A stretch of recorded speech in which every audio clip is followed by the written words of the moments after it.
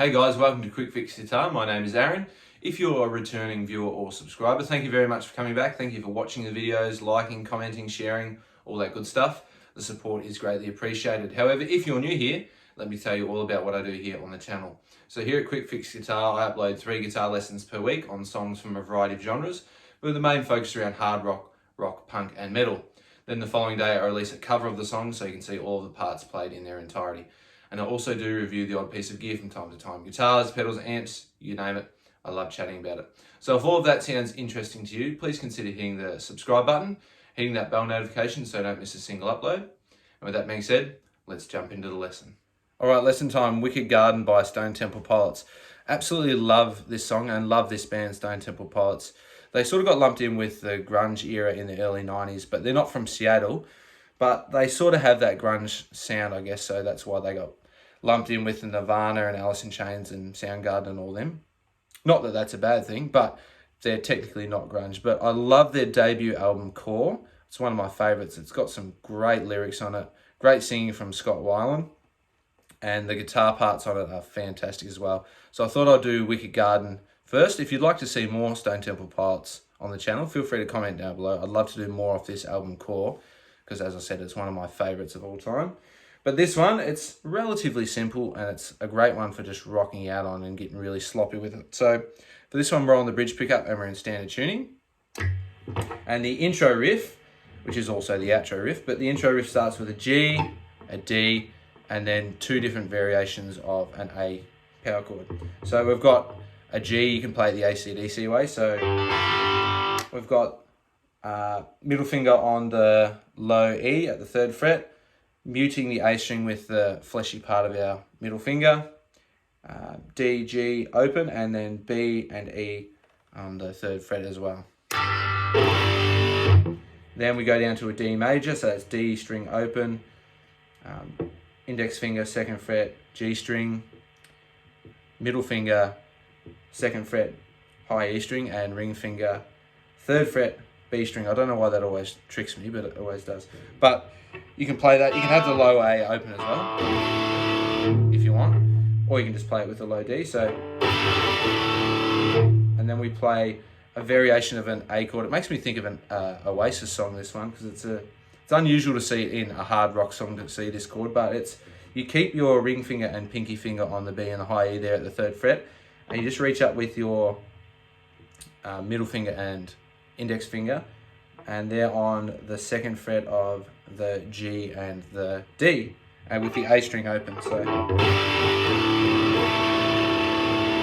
gives it that sort of dissonant feeling. Very interesting chord to use, as I said, in a heavy song. So plays that once, then plays the G, D, and just a regular old A power chord after that, with the A string open and barring on the D and the G at the 2nd fret.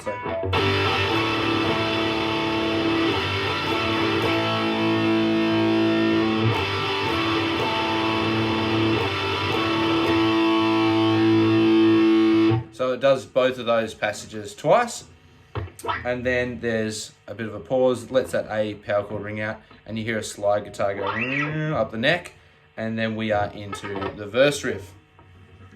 So it's actually a little bit difficult to start the verse riff because you're sitting there waiting, you're waiting. A cue that I like to use is you hear the snare go back, you hit it once, and then it plays a G power chord slid into an A power chord here. So G power chord is 3rd fret, low E, with the index finger. This is the way I play it anyway. Pinky finger on the 5th fret of the A string, and just slide that up to the 5th fret. So, and then it's heavily palm muted, and he's lifting his palm off the bridge and letting it ring out sometimes. So there's a bit of a down strumming pattern, which is a little difficult to learn, but if you listen to the song, you'll understand what I mean.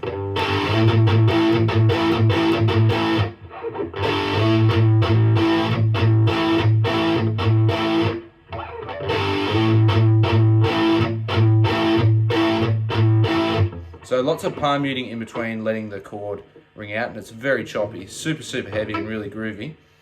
But coming out of that intro, he plays the G once.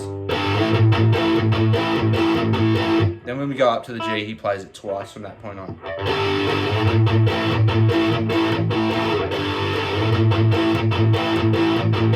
Just like that. So you need a pretty heavily distorted tone for this song, I forgot to mention at the start, for this riff to work. So coming out of the intro, I'll show you what that intro looks like going into the verse.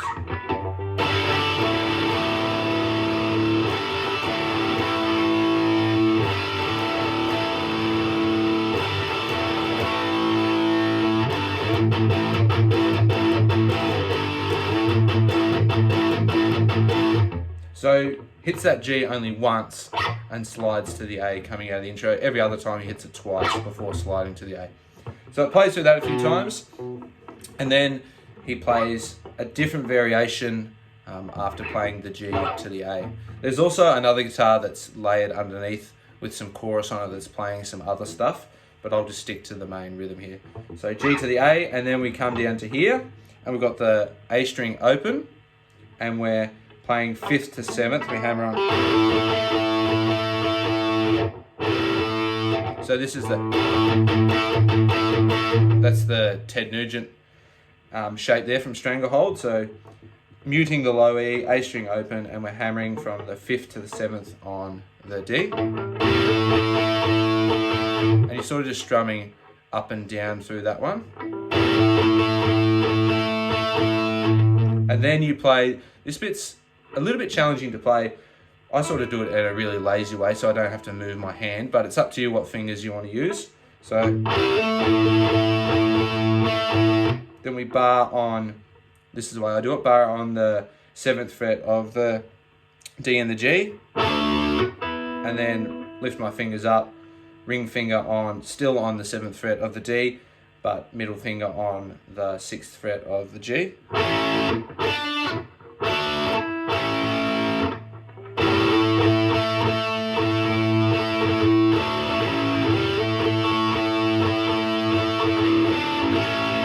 But if that feels too difficult, you can use whatever fingers you want. I just do that because I'm lazy and I don't have to move my hand as much. It's more for economy purposes, if anything.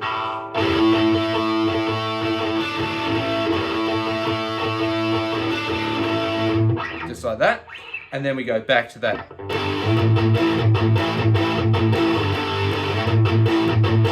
Back to that verse power chord riff. And again, coming out of this phrase here,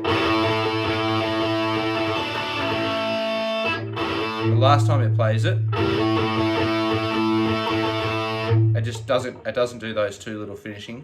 It just stays on the low E and the A string and the 7th fret on the D. And again, it plays that 1 G, sort of lets it hang, then back to the 2 Gs. And this is the only time it does in the song. It goes back to that. It goes back to that for a second time. For the rest of the song, it only plays that passage once when it comes up to it. So we've got the G to the A, then we've got this little passage down here, back to the G to the A, back to this little passage, and then we are into the chorus. And the chorus is an F sharp to a D to a B. And this whole time he's just strumming his way through it. It's pretty relaxed. So coming out of this riff here,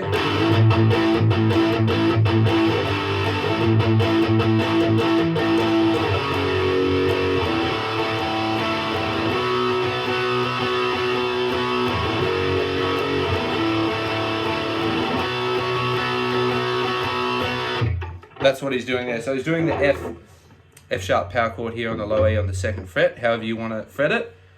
Strumming his way through that, and then he goes to the AC/DC sort of cheats where we don't play in the intro we played the high E at the 2nd fret. Sounds like to my ear during the chorus here he's not playing that, so he's muting it with his one of his fingers. Sounds like that version of it, but we've got the F sharp to the B, so that's 2nd fret on the A string power chord.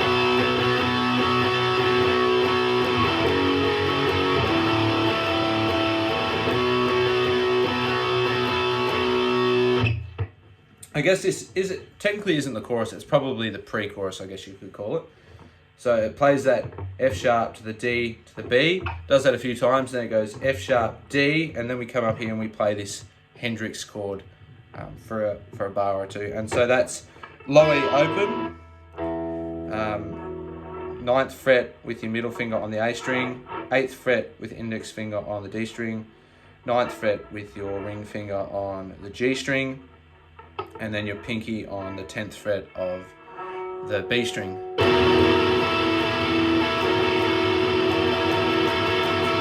Then he just kills it, and then we're into the chorus.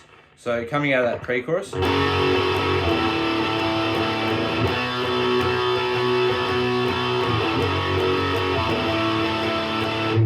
up to that Hendrix chord, kills it, and then we're into the chorus. And the chorus is all the shapes we've learnt in the verse and the pre-chorus. It's a G to an F sharp to an A. So the pattern goes like this. You can play this all down picked, or you can strum your way through it, whatever works for you. I prefer to strum my way through it. It just helps with my rhythm. So it's G. So 2 on the G, F sharp, back to the G. So it's only 2 on the G, and then the F sharp, G, F sharp is all one strike. F sharp, and we go to the A.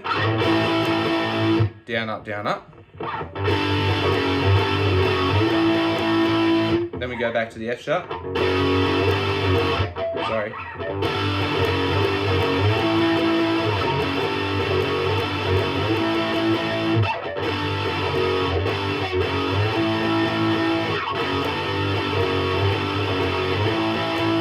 So we go F sharp, G, F sharp, G, F sharp, A.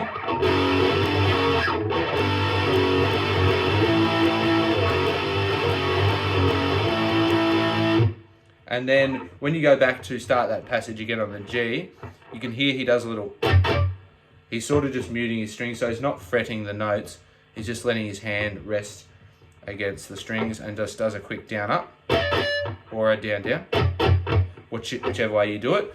But that's really important when you're doing this part because it helps with the rhythm of the chords. So I'll play it slowly for you.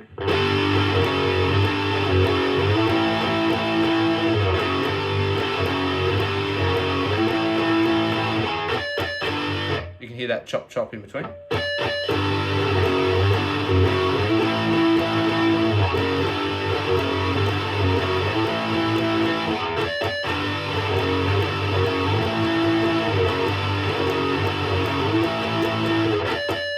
So that's that chorus riff right there.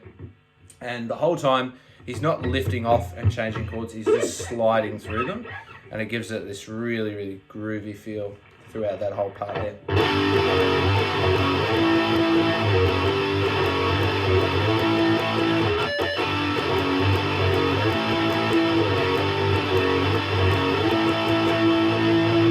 And then we are back into the verse riff. And so you finish on that A.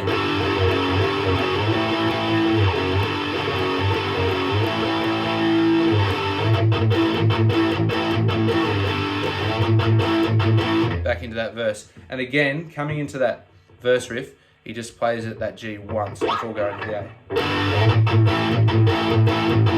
Every time after that, plays it twice.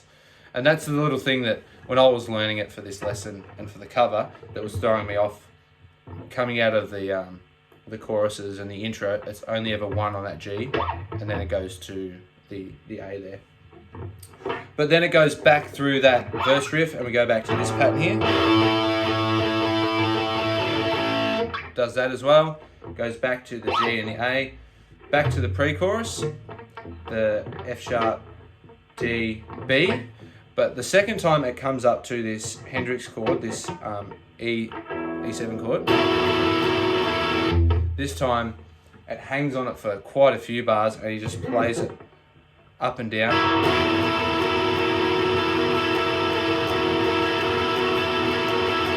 Just keeps playing it, goes on for a long, long time, few bars, and then when it finally stops, instead of killing it, he lets it roll. back into the chorus riff.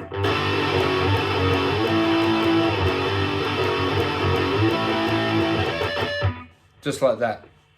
And it goes through that chorus riff one last time, and then it finishes with that intro, the G, the D, and the two variations of the A power chord there. It just finishes with that. And then you hear the slide right at the end. But that's all the parts that you need to play Wicked Garden by Stone Temple Pilots. There's no solo in it. Oh, there are some tiny little lead bits that are hidden away in the mix, but there's no typical solo, I guess you could call it. But they're all the parts you need. You've got the intro riff, the verse riff, the pre-chorus, the chorus. And yeah, it's a great song. If you'd like to see any more Stone Temple Pilots lessons on the channel, let me know, because I'd love to do more off that core album. Hopefully you enjoyed that lesson. And there you have it, my friends. That's how you play Wicked Garden by Stone Temple Pilots. Love this band. Love that album Core. It's fantastic. One of the best debut albums, in my opinion, from any band ever. It's got lots of classic songs on it. So if you'd like to see some more, feel free to comment down below and I'd be happy to do some more Stone Temple Pilots songs. So hopefully you enjoyed the lesson. If you did, please consider hitting the subscribe button. Hit that bell notification so you don't miss a single upload. As I mentioned, I upload 3 guitar lessons per week. Also, if you found the video entertaining or useful in any way, feel free to give it a like as well. Pushes the video out to more people and it really helps out the channel, and I would appreciate it. Yeah, as I said, comment down below if you'd like to see any more Stone Temple Pilots lessons on the channel. Feel free to check out all the pop-ups that are jumping up around here. Check out the channel and the playlists. With that being said, I'll see you in the next lesson. Catch ya.